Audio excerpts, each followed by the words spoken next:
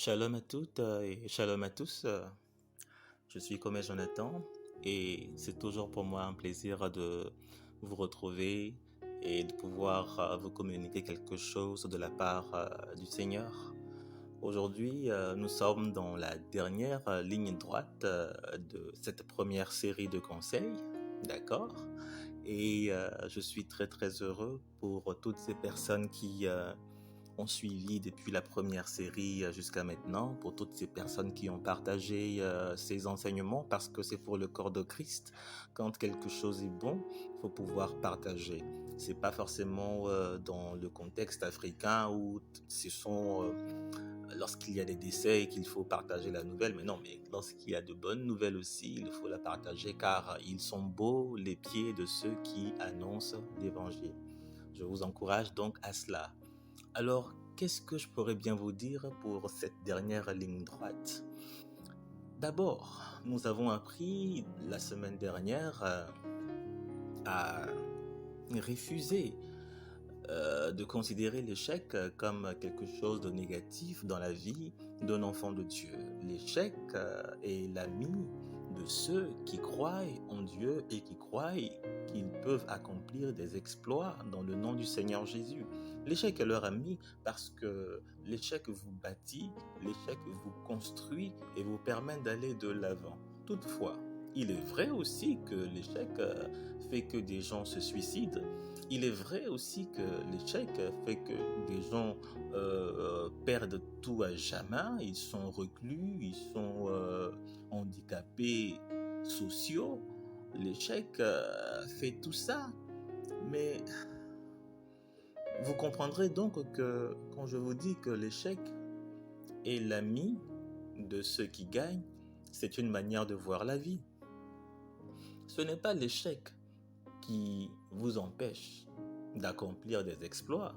C'est votre manière de voir l'échec qui vous empêche d'accomplir des exploits. Donc, quelqu'un va dire que l'échec a détruit ma vie, c'est sa perception, c'est sa façon de voir l'échec qui a détruit sa vie et non pas l'échec lui-même. Parce que ailleurs, l'échec fait du bien. Alors comment se fait-il qu'avec vous, l'échec vous fasse du mal? Tout est une question de point de vue. À quoi ça sert de venir vous donner des conseils? C'est pour changer votre point de vue. C'est pour changer votre manière de voir la vie. Ça veut dire que si au terme de ces conseils, vous n'avez pas changé de mentalité, mes conseils auront été inutiles, hein, vous me comprenez? Si au terme de cette série hein, de conseils, votre vision du monde n'a pas évolué un tant soit peu, vous revivrez au quotidien les mêmes choses du quotidien. Mais pour qu'il y ait un changement dans votre quotidien, il faut que votre esprit soit impacté, que votre esprit soit imprégné des vérités que vous avez entendues maintenant pendant presque plus d'un mois, hein, que vous entendez des conseils qui visent à changer votre perception du monde, car c'est cela qui est important. Dieu ne change pas. Hein? La Bible dit que Jésus-Christ est le même hier, aujourd'hui et éternellement. Donc Dieu, lui, il ne change pas. Il est comme le soleil, qui ne change pas, qui ne bouge pas. Et nous sommes comme la terre qui tourne autour du soleil et qui tourne sur elle-même. Ça veut dire qu'il y a toujours un travail à faire en soi. Vous me comprenez? Il y a toujours quelque chose qu'il faut retourner en vous-même. Si vous êtes statique dans votre façon de voir la vie, vous êtes statique dans votre façon de voir les choses, tel que vous réfléchissiez quand vous aviez 10 ans, c'est comme ça que vous réfléchissez quand vous avez 30 ans, tel que vous voyez la vie quand vous étiez au collège, c'est comme ça que vous continuez de voir la vie quand vous êtes à la retraite. Vous voyez qu'il y a un souci.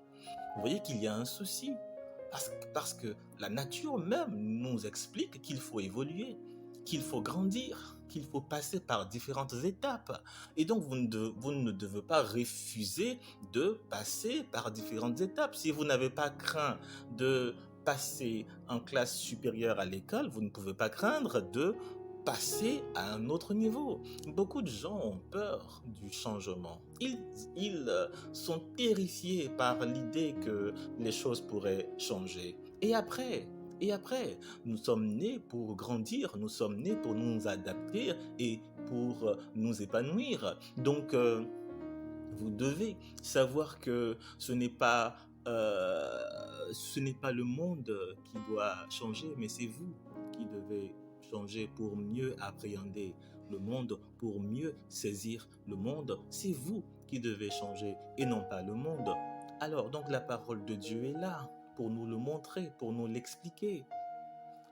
J'aimerais continuer aujourd'hui ou terminer, je vais dire, d'accord, puisque la série, d'accord, donc j'aimerais terminer aujourd'hui en m'intéressant justement à cet aspect-là, c'est-à-dire qu'est-ce qui différencie un gagnant d'un perdant, c'est quoi? Bah, c'est la peur. C'est la peur qui fait la différence entre un gagnant et un perdant. Le perdant a peur d'échouer. Le gagnant n'a pas peur d'échouer. Du coup, ils n'ont pas la même façon de se lancer. Parce que celui qui est un perdant, comme il a peur d'échouer, alors il est facilement irritable, il s'énerve vite parce qu'il a peur d'échouer, il a peur que l'on dise qu'il n'a pas réussi, donc il est beaucoup stressé, donc il a des sentiments à fleur de peau, comme on peut le dire. Ça veut dire, bon, généralement, il s'énerve vite. Voilà. Et généralement, ces personnes-là n'ont pas beaucoup d'amis et donc ne peuvent pas évoluer facilement dans leur environnement. Ils ne peuvent pas tisser des relations, créer un réseau, travailler en réseau. Ils ne peuvent pas le faire. Pourquoi? Parce qu'ils ont peur d'échouer. Ils ont peur du quand dira-t-on. Ouais, certains disent qu'ils se fichent de ce que les autres pensent. Moi-même aussi, je ne tiens pas beaucoup cas de ce que les autres pensent, mais vous savez, généralement, celui qui a peur d'échouer, en fait, il se cache. Il se cache, il dit qu'il ne veut pas, qu'il se fiche de ce que les autres pensent, mais en fait, il se cache, quoi. Il se cache des autres. Vous devez vous ouvrir au monde. Hein, c'est pas, quand on s'ouvre au monde, c'est pas pour être soumis à la pensée des autres. Non, mais il faut s'ouvrir au monde quand même, parce qu'on a besoin de ça pour évoluer dans la vie. On a besoin des autres pour grandir, pour gravir les différents échelons. On n'a pas la science infuse. On ne maîtrise pas tout soi-même. Donc, il faudrait être animé de cet esprit d'humilité pour dire qu'il y a du vrai aussi dans la bouche de l'autre, même si tout n'est pas vrai, mais il y a du vrai dans la bouche de l'autre. Donc, je vais m'ouvrir au monde, je vais aller vers les autres. Donc, c'est important que vous sachiez que la différence entre un gagnant et un perdant, c'est la peur de l'échec. Nous tous, nous allons échouer. Tout le monde va échouer. Tout le monde a déjà échoué. C'est inévitable. C'est pas une affaire de je combats l'échec. Non, nous tous, on va échouer. Nous tous, on a déjà échoué. Vous-même, vous avez déjà échoué. Mais qu'est-ce qui fait la différence entre vous et les autres? C'est que les autres, je parle de ceux qui perdent, hein, car vous êtes un gagnant, gloire à Dieu, d'accord? Donc les autres, quand ils ont échoué, ça leur a brisé le moral, ils n'ont rien pu faire, ils se sont reclus, ils se sont repliés sur eux-mêmes et c'est fini. Quant à vous, quand vous avez échoué, ça vous a permis de comprendre que vous aviez du travail à faire pour être meilleur et vous avez mis les moyens pour être meilleur et maintenant vous voilà, vous êtes fiers de tout ce que vous avez accompli, hein? Mais cet échec vous a permis de vous rendre compte de vos limites et vous les avez surmontées. C'est ça qui est vraiment intéressant. C'est pourquoi celui qui aime Dieu, hein, parce que généralement Dieu aussi, quand on s'approche de lui, il nous montre nos différents défauts, là, d'accord? Donc c'est un peu aussi comme s'il nous montrait nos différents échecs, hein, d'accord? Donc celui qui aime Dieu doit être habitué à cela. La Bible même appelle Jésus l'homme habitué à la douleur. Vous me comprenez? Alors, c'était le meilleur des hommes. Jésus-Christ est le meilleur des hommes. Et je le dis avec sincérité. Et on dit de lui que c'était un homme habitué à la douleur. Donc vous comprenez que pour être meilleur, il y a quand même un chemin. Il y a quand même une voie pour être meilleur et l'échec en fait partie. Donc vous ne pouvez pas dire je veux bannir l'échec, mais je vais quand même devenir un homme meilleur. Ça ne marche pas. Pour devenir un homme meilleur, il va falloir vous confronter à vos limites, à vos lacunes et vous allez les surmonter les unes après les autres. Alors, que représente la peur? La peur, si je pouvais vous la décrire sur une image, je pourrais vous décrire la peur comme étant l'obscurité. Oui, la peur, c'est l'obscurité, le noir total. Lorsque vous avez peur, vous êtes dans l'obscurité. Et dans l'obscurité, il n'y a pas de direction parce qu'on ne voit rien. Dans l'obscurité, il n'y a même pas de repère parce qu'on ne voit rien. Dans l'obscurité, il n'y a rien à dire, il n'y a rien à faire si ce n'est l'angoisse, la terreur. C'est cela. Et beaucoup de gens vivent au quotidien dans l'angoisse, dans la terreur. Ils ont peur, tout le temps peur. Et il y en a même qui ne savent même pas pourquoi est-ce qu'ils ont peur. En fait, ils ont peur et ils ont l'habitude d'avoir peur. Donc, ils sont devenus des peureux. Excusez-moi de trouver un terme comme ça, c'est le seul mot qui m'est venu, hein, d'accord? Donc, ils sont devenus des peureux. Bien, alors, c'est assez difficile pour quelqu'un qui est un peureux d'accomplir des exploits. Or, je pense que accomplir des exploits, c'est l'apanage, c'est en fait le quotidien des enfants de Dieu. C'est pourquoi vous avez besoin d'éclairer votre esprit. Vous avez besoin d'allumer la lumière. Parce que la gloire de Dieu, vous savez, la gloire de Dieu, elle cible un certain genre d'homme, un certain type d'homme. La gloire de Dieu cible un genre d'homme. Je vais vous le dire comme ça. Dieu est venu vers Gédéon pour lui dire, et vous savez, l'histoire de Gédéon, Dieu lui a dit à travers l'ange, vaillant héros. C'est ce que Dieu a dit à Gédéon, vaillant héros. Or, on sait dans quel contexte Gédéon était. Le pays était en guerre, mais une guerre que le pays avait perdue. Donc, le pays était sous la domination des Madianites et Gédéon, il se cachait pour récolter un peu de grains et faire nourrir sa...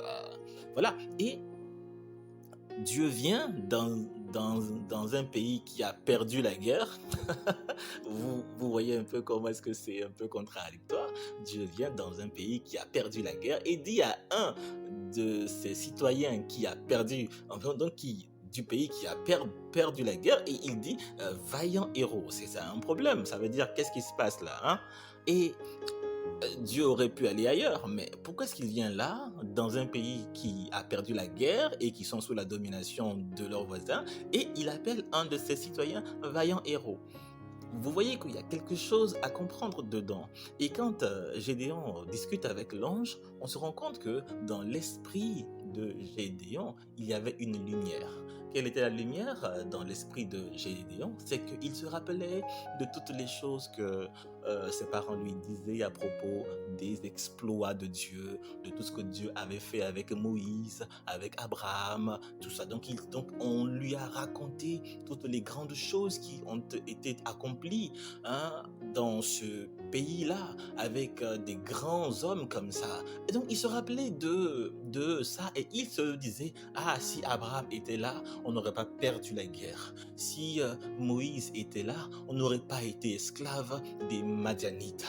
Mais parce que, où est ce grand Dieu, ce puissant Dieu qui a fait de ces grandes choses avec de ces grands hommes? Et donc, c'est dans cette conversation-là qu'on voit Gédéon qui s'exprime comme ça. Et il avait les yeux qui brillaient d'espoir en disant, où est ce grand et ce puissant Dieu?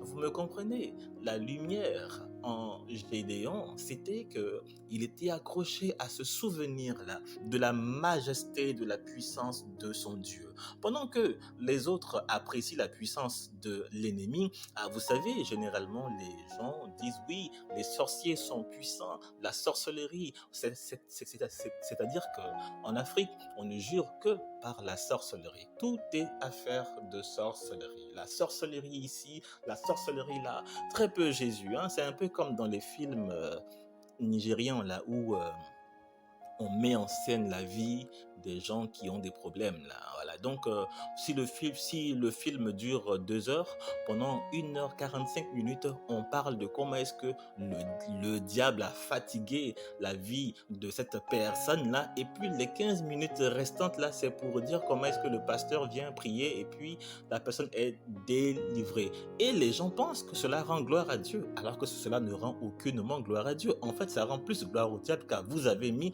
1h45 à parler du diable et 15 minutes à parler de Dieu. Et vous pensez avoir rendu service à quelqu'un quand vous vous mettez à prêcher du matin au soir sur la sorcellerie? Est-ce que vous rendez service à ceux qui vous écoutent? Vous aurez beau dire que c'est Dieu qui est plus puissant que la sorcellerie, ce que l'esprit retient, c'est que vous avez plus parlé de la sorcellerie que de Dieu. Ça veut dire que quelque part, la sorcellerie est plus puissante que Dieu. C'est ce que cela signifie. C'est vraiment dommage. J'aimerais vous inviter à cultiver en vous l'esprit de lumière, car là où il y a de la lumière, c'est là que la gloire de Dieu vient. Si dans votre esprit, vous n'avez conscience que de la méchanceté des hommes, si vous n'avez conscience que de la méchanceté, que de la corruption, que de la haine, que de je ne sais pas quoi d'autre, si tout ce qui est dans votre esprit n'a rien à voir avec ce qui est grand, ce qui est bienséant, ce qui est respectable, ce qui est harmonieux, si dans votre esprit, il n'y a que des choses décousues, franchement, j'aimerais vous le dire, la gloire de Dieu aura du mal à venir vers vous, parce que la gloire arrive là où il y a de la lumière. Ça me rappelle ce verset-là de la Bible, dont je crois que c'est dans Isaïe chapitre 60, hein. Lève-toi, sois éclairé, car ta lumière arrive. Vous voyez, lève-toi, sois éclairé, car ta lumière arrive. Il y a quelque chose qui est important. Pour que la lumière puisse vous localiser, il faut que vous soyez éclairé. Ça vous semble un peu contradictoire, mais c'est bien de cela que je vous parlais. Hein? Remplissez votre esprit de ce qui est bienséant, de ce qui est harmonieux, de ce qui est acceptable, de ce qui est bon, de ce qui est pieux, respectueux. Écoutez, arrêtez d'écouter des musiques où on ne prononce que des absurdités, que des insultes, que des vulgarités. C'est étonnant parce qu'il y a des chrétiens qui sont vulgaires. Est-ce que vous le saviez? Et ils trouvent ça normal. Il y a des chrétiens qui sont vulgaires, qui sortent des paroles waouh, on se croirait là-bas. Hein, vous voyez, non, on se croirait là-bas. Mais non, on n'est pas là-bas, on est ici. Bien, mais comment cela se fait que les chrétiens soient vulgaires comme ça? Non, si votre esprit n'est pas rempli de ce qui est bon, de ce qui est agréable, de ce qui est juste, de ce qui est respectueux, prenez le temps, s'il vous plaît, choisissez les programmes télévisés qui peuvent vous aider. Choisissez les musiques qui peuvent vous aider. Vous n'êtes pas obligé d'écouter tout ce qui passe à la radio. Vous n'êtes pas obligé de regarder tout ce qui passe à la télé. C'est votre choix. C'est vous qui avez la télécommande. Est-ce que je me trompe? C'est vous qui avez la télécommande. Si vous êtes dans un groupe où l'esprit n'est pas entretenu, mais il est plutôt détruit, vous avez le choix de quitter ce groupe-là. Parce que si vous aspirez à la lumière, si vous aspirez à la gloire de Dieu, allumez la lumière dans votre esprit. Allumez la lumière dans votre cœur. Vous avez besoin que la gloire de Dieu vienne, parce que la gloire de Dieu vient pour amplifier. La gloire de Dieu, c'est un amplificateur qui vient pour amplifier ce qu'il y a déjà en vous. Vous imaginez que si Dieu devait venir amplifier un cœur rempli de haine, vous imaginez si Dieu devait venir amplifier un cœur rempli de sottises, vous imaginez cela? C'est une catastrophe, d'accord? Donc Dieu veut bien amplifier, mais il veut amplifier les bonnes choses. Vous me comprenez, Dieu n'est pas contre le fait d'amplifier ce qu'il y a en vous, mais il aimerait bien amplifier les bonnes choses. Alors c'est à vous de faire cet effort et de dire, bon, je vais remplir mon cœur et mon esprit de ce qui est bon pour que Dieu puisse venir amplifier cela. Gloire à Dieu. Je crois fermement que Dieu va amplifier dans la vie de quelqu'un à partir de maintenant toutes les bonnes choses qu'il y a en lui. Je crois maintenant que Dieu va amplifier dans la vie de quelqu'un toutes les grâces et les bonnes pensées, les bonnes réflexions, les bonnes idées. La gloire de Dieu va venir amplifier cela pour que vous puissiez accomplir des exploits dans votre génération. Et je le dis, je le crois au nom de Jésus-Christ. Ce fut un plaisir d'être avec vous et rendez-vous la semaine prochaine pour, qui sait, un autre conseil.